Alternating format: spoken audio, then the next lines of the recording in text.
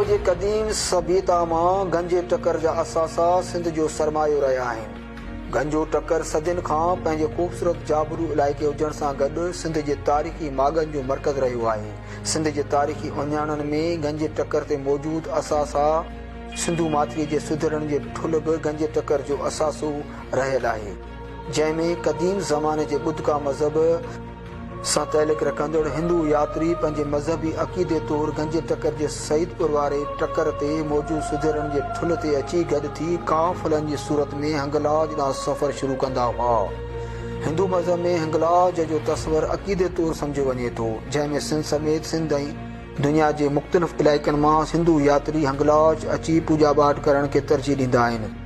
सुधरण वारे ठल ते क़दीम ज़माने में हिंदू मज़हब जे मूर्तियुनि ठहिण जो मर्कज़ रहियो आहे, जंहिंमें सिंध जे तारीख़ी किताब जनतल फिरदौस तोड़े ॿियनि तारीख़ी किताबनि जे वर्कनि में गंजे टकर जे अंदरि तारीख़ी असासनि जो ज़िक्र बि सुधरण जे ठल बि शामिल आहे,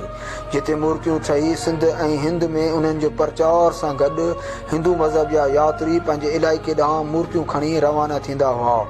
ठहंदड़ मूर्तियुनि जे हिन इलाइक़े में कारोबारी मर्कज़ पिणु रहियो हो, जंहिंमें सुधरण वारे ठल दरिया जे वहिकिरे तब्दील थियण सां ठहियल क़दीम इलाइक़ो वरी खंडरात में तब्दील थियण लॻो। हाणे सिर्फ़ु खंडरात जो हिकु अहिड़ो ॾेख ऐं मंज़र अचे थो जेको ठुल बि सदियुनि खां हुजण बावजूदु पुराणे ज़माने जे मिटीअ जी हुजण करे सिर्फ़ु आसार तौरु मौजूदु आहे, पर सुधरण जे भरपासे वारे क़दीम आसारनि जी मिसार ॾियणु शुरू थी वियो आहे। सुधरण जे स्तूपा ठहियल खॾा तोड़े आसार हाणे कुदरती आफ़तनि बरसातुनि जे करे घटि मुतासिर थियण वरी कब्ज़ा माफ़िया बिल्डर माफ़िया उनखे वधीक मुतासिर करे छॾियो आहे, जंहिंमें ठुल भरिसां निजी कंपनियुनि बासर माण्हुनि जे आशीर्वाद सां तेल जी ॻोल्हा लाइ खूह खोटे ज़मीन में धमाका करे ठुल खे एतिरो त नुक़सानु रसायो आहे जो स्तूपा जा चुथड़ लही विया आहिनि। क़दीम आसारनि वारे ठुल जे करे तमामु घणो मुतासिर रहियो आहे, जंहिं बाबति सिंध जे तारीख़दान मशहूरु फलकार जो चवणु आहे त छा हिन वक़्तु सूरत हाल आहे। साईं गंजो टकर बुनियादी तरह असांजे सिंध जो जेको खीर जाबलो सिलसिलो जेको आहे उन जो ई हिकिड़ो हिसो आहे, पर 1755-56 खां पोइ जॾहिं मौजूदा सिंधु दरिया जो वकिरो शुरू थियो त पोइ गंजे टकर जी कोस्तान खां अलॻि हैसियत थी वई। गंजो टकर सिंध जे तमामु अवाइली जबलनि में शुमार थिए थो ऐं माज़ीअ में मौजूदा सिंधु दरिया खां अॻु में गंजे टकर वारो जेको इलाइक़ो हो उन में बरसातनि जी मुंद में नए बारण जो पाणी सिधो इन गंजे टकर सां अची टकराइबो हो ऐं पोइ इहो सॼो इलाइक़ो गंजो टकर खां हेठि जेको बि इलाइक़ो आहे वींदे वसी मलूक शाह ताईं या इहो टोटल जेको बि इलाइक़ो आहे उहो इंतिहाई ज़रखेज़ तरीन इलाइक़ो इहो हो। त गंजे टकर हिकिड़ो त क़दीम ऐं ॿियो उते ज़रखेज़ जे करे गुज़र जे वसीलनि वधीक हुअण जे करे शुराती इंसानी तहज़ीब जेका सिंध में आहे त उन जा क़दीम तरीन निशान असांखे गंजे टकर में मिलनि था। मिसाल तौरु गंजे टकर में अञा माण्हुनि घर बि कोन ठाहिया हुआ, उन खां अॻु में जेके गंजे टकर जो गारूं आहिनि उन्हनि गारनि में उहे क़दीम माण्हू उहे उन गारनि वारे दौर खां वठी उन गंजे टकर में रहनि था ऐं हिकिड़ो बिल्कुलु ॻोठ सॼो गारनि वारो ॻोठ उहो गंजे टकर में मौजूदु आहे, जंहिंजो ज़िक्र मूं पंहिंजे किताब सिंध जे कोस्तान जो तारीख़ी जाइज़ो में कयो आहे। गंजे टकर खे जेकॾहिं ॾिसिजे त शुराती इंसानी तहज़ीब जेका सिंध जी तहज़ीब चइजे त उनजो बुनियादी ईअं सम्झो त जेका शुराती जोड़जक या अॾावत जेका थी सा गंजे टकर ते थी, इन करे गंजो टकर असांजे क़ौमी असासनि में शुमार थिए थो। मिसाल तौरु असां पोइ बाद में ॾिसंदासीं या शाह साईं शाह लतीफ़ जी शाइरी में ॾिसंदासीं त शाह लतीफ़ बि ख़ुदि गंजे टकर खे तमामु घणो जेको सो हुनजो ज़िक्र कयो आहे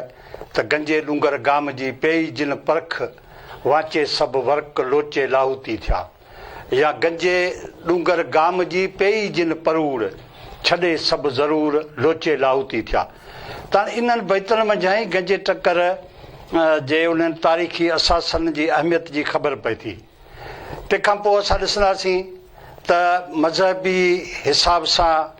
या अक़ीदत जे हिसाब सां बि गंजे टकर जी हिकिड़ी तमामु पंहिंजी अहमियत रही आहे। मिसाल तौरु गंजो टकर ॿुध धर्म जे ज़माने में इहो ॿुध जी जेका ॿुध मत जो जेको हिकिड़ो मर्कज़ रहियो आहे ऐं हिते उन मर्कज़ जी एॾी वॾी अहमियत हुई जो चीनी सयाह हेवंत सांग जॾहिं पंहिंजी चीन जी राणी जे हुकम ते जॾहिं सिंध में आयो ऐं हू हिन ते महात्मा गौतम बुद्ध जी तालीमात जे बारे में जॾहिं हिते हू आयो जांचण, को किताब मिले, को ज़ख़ीरो इल्मी मिले त उहो खणी उहो पंहिंजी राणी लाइ वञे, त उहो जॾहिं सिंध में आयो त उहो बि हिन गंजे टकर ते इलाही वक़्तु रहियो, छो त हिते सुधीरनि जो ठुल्ह नाले हिकिड़ो तमामु वॾो जेको सो मर्कज़ उनजा हाणे त उहे आसार ड्राइण में आहिनि, त उहो मर्कज़ मौजूदु हो जंहिंमें अलाए केतिरा हज़ारे सवें जेके से संघासन हुआ ऐं ॿुध बख़्शू उते रहंदा हुआ। ऐं हेवंत सांग ज़िक्र कयो आहे त मूंखे इन सुधीरनि जे ठुल्ह वारे इन इलाइक़े में मूंखे तमामु वॾा ॿुध धर्म जा आलिम मिलिया जिन्हनि खां मूं ॿुध मत जे बारे में काफ़ी कुझु सिखियो। त ॻाल्हि इहा आहे त अक़ीदत जो हिसाब वरी जेकॾहिं असां ॾिसूं था त हिंगलाज माता ॾे असांजा जेके यात्री जेके वेंदा हुआ उन जो बि हाणे बसनि वारे ज़माने खां या ट्रांसपोर्ट जो जेको जदीद निज़ाम आहे उन खां अॻु में जेके पैदल काफ़िला जेके वेंदा हुआ से बि एहराम जेको सो गंजे टकर ते अची ॿधंदा नानी हिंगलाज जो एहराम हिते ॿधी हिते उहो रही पंहिंजा जोड़ ठाहे पंहिंजा काफ़िला तयारु करे ऐं पोइ हुननि खे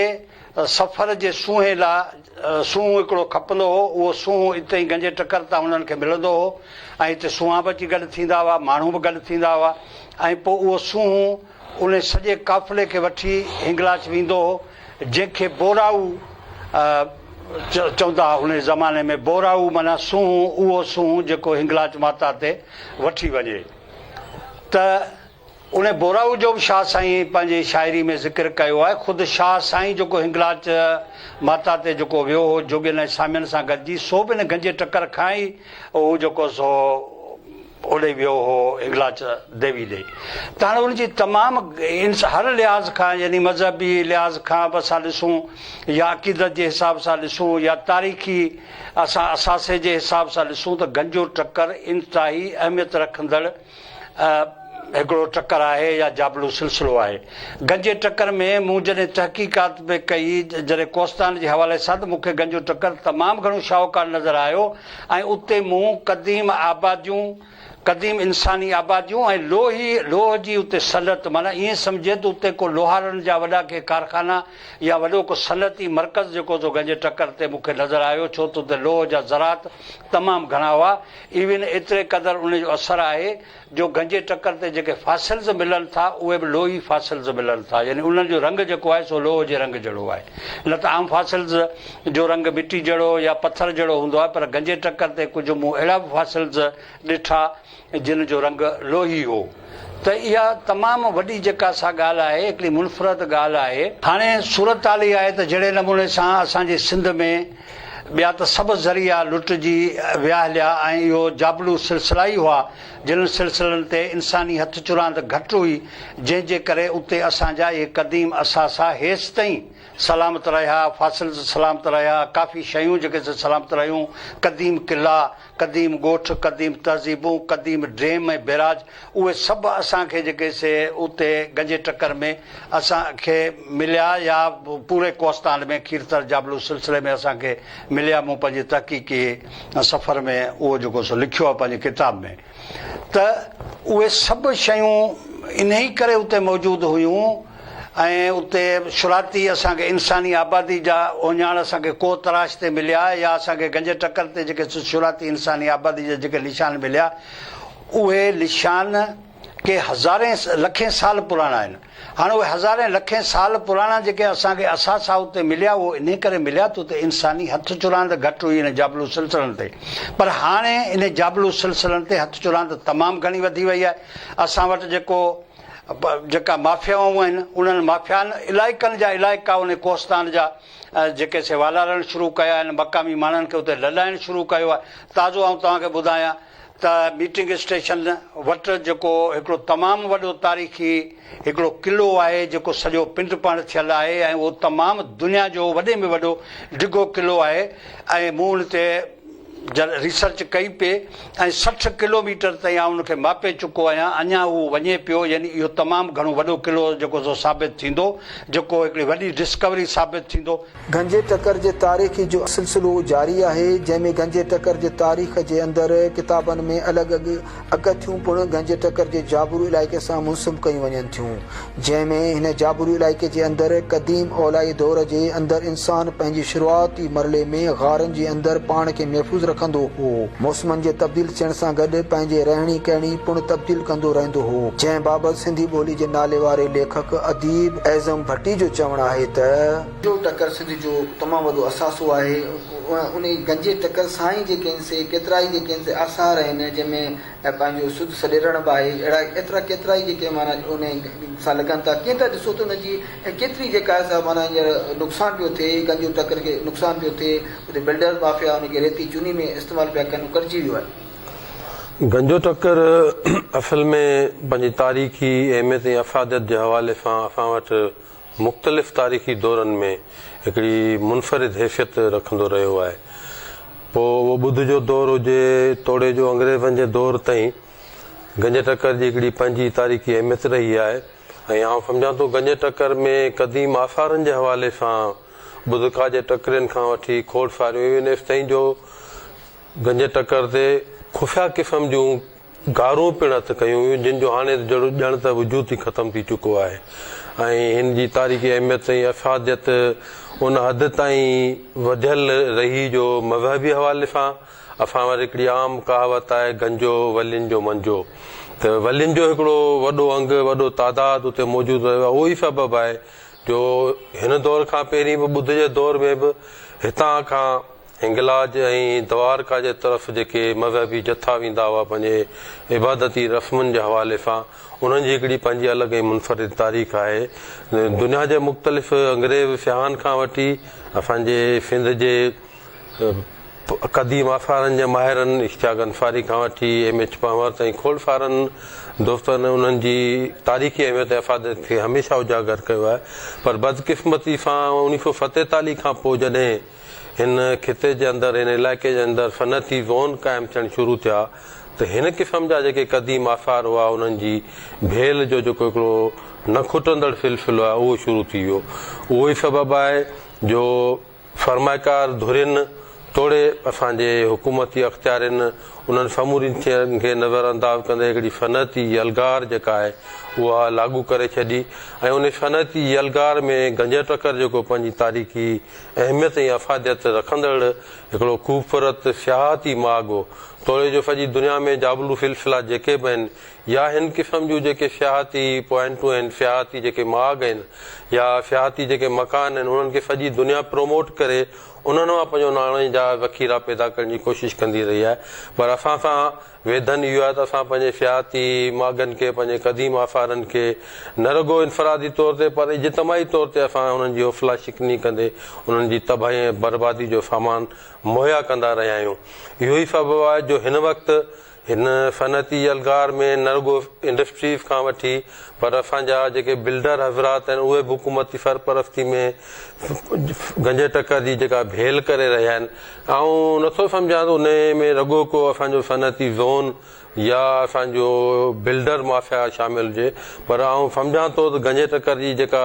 तबाही ऐं बर्बादी आहे उन में असांजे अस्करी इदारनि जो बि किरदारु रहियो आहे। हिन वक़्त ताईं बि अस्करी इदारा जेके आहिनि उहे उन भेल में शामिल आहिनि। तव्हां गंजे टकर जी फिज़िकली तव्हां उते वञी मुआइनो करियो त तव्हांखे सॼी शइ ज़ाहिर थींदी त कहिड़ियूं कहिड़ियूं धुरियूं जेके आहिनि हिन गंजे टकर जे पोयां उहो साॻियो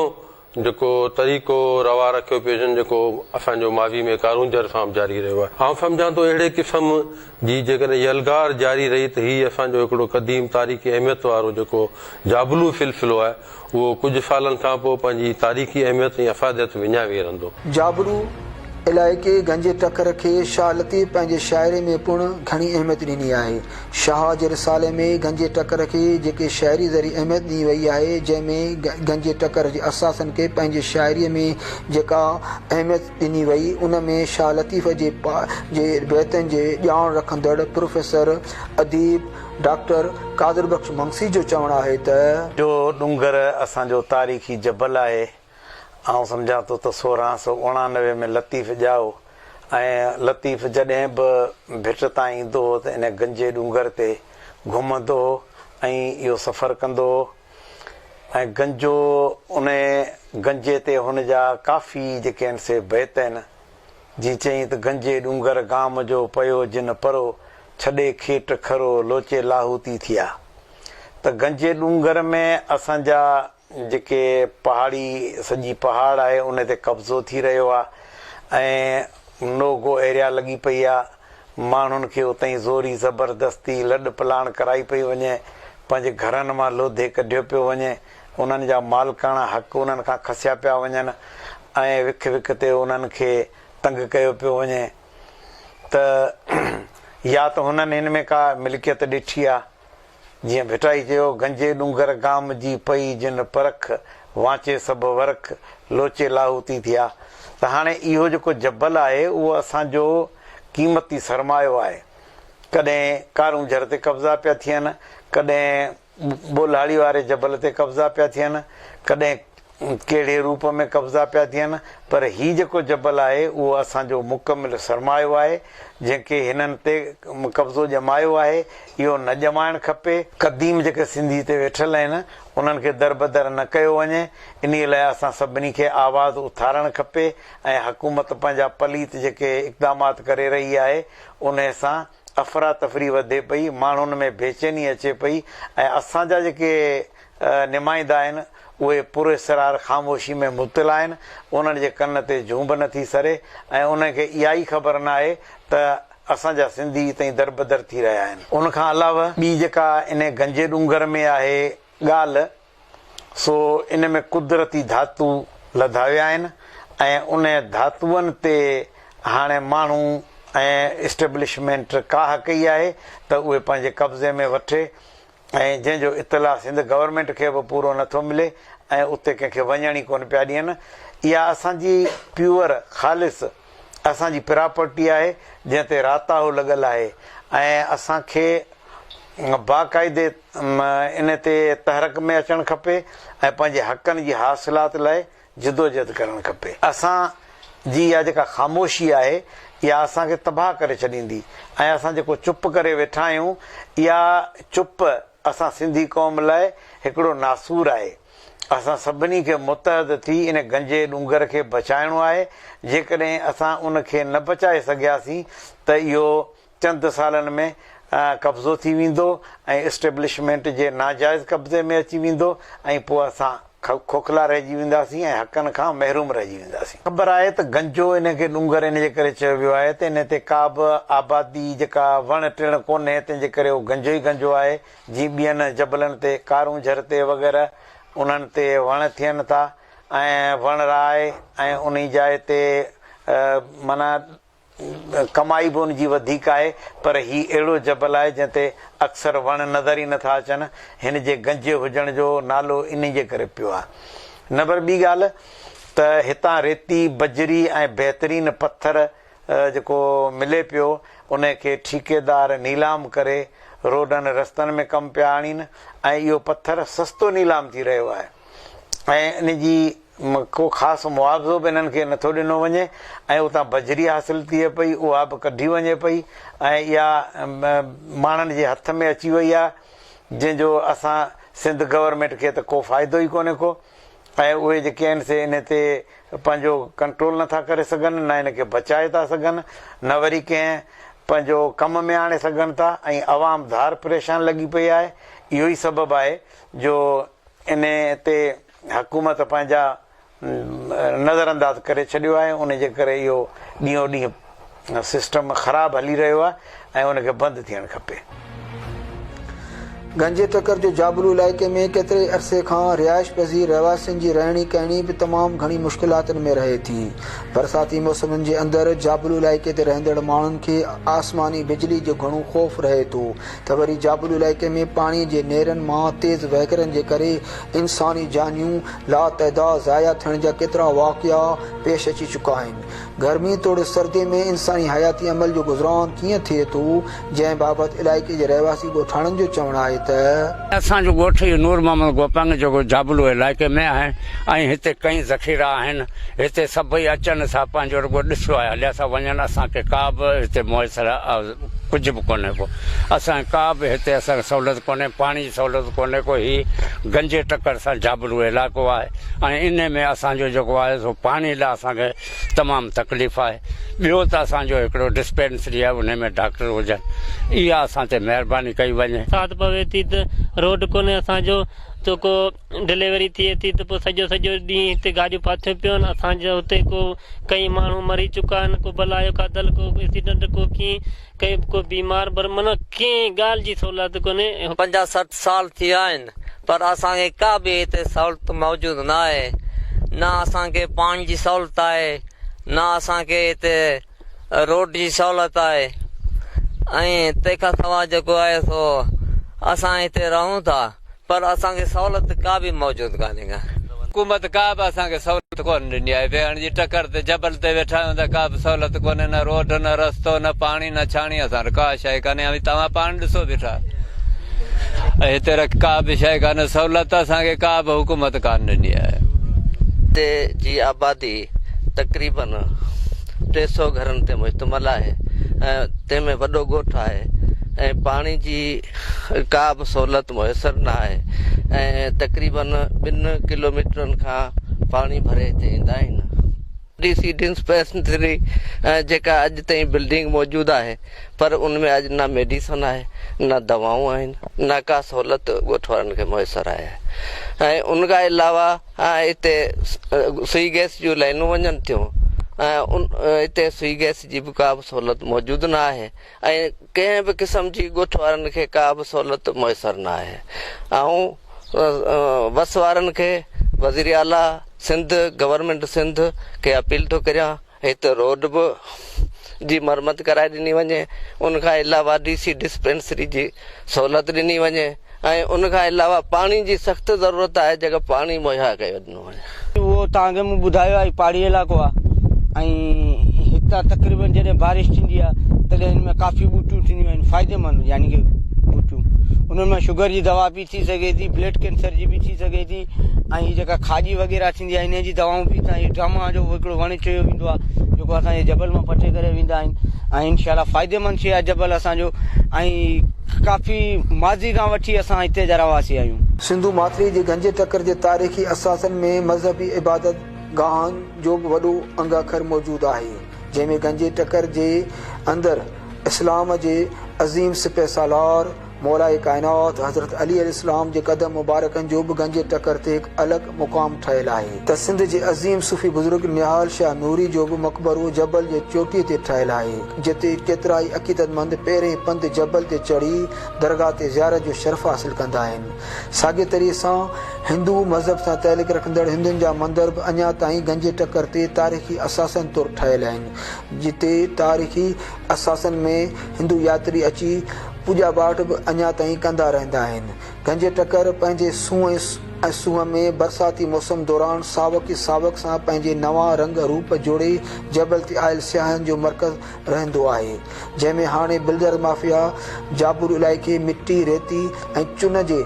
तोड़े पथरनि जे बटिन हणण लाइ जबल जी एतिरी त खटाई कराए छॾी आहे जो उन जी सूंह खे मुतासिर करे छॾियो आहे। जाबुल इलाइक़े जे दरिया सां लॻंदड़ हिसे ते वरी कब्ज़ा माफ़िया ज़रई पोख लाइ ॿेला ठाहे छॾिया आहिनि, जिते गैर क़ानूनी तौरु कब्ज़ा करण सां गॾु बासर माण्हू दरिया जे किनारनि ते ट्यूबवेल लॻाए पाणी हासिल करण सां गॾु ज़रई पोख लाभ हासिल करे रहिया आहिनि, जंहिंमें बिल्डर माफ़िया गंजे टकर ते प्लाटिंग जो कमु बि शुरू करे छॾियो आहे, जंहिंमें वरी कुझु इलाइक़नि मां आणल बि शयूं मिलण जो हुकूमती इदारनि हंध खे महफ़ूज़ करण लाइ चार दीवारी ऐं खारदार तारुनि ज़रिए गंज टकर जे जबल जे केतिरे इलाइक़े खे महफ़ूज़ करे छॾियो आहे, जंहिंमें आम माण्हुनि जे अचण वञण ते पूर्ण पाबंदी लॻल आहे, जंहिंजे करे जाबलू इलाइक़े जे रहवासियुनि ॻोठाणनि खे बि अचण वञण लाइ रोकियो वञे थो।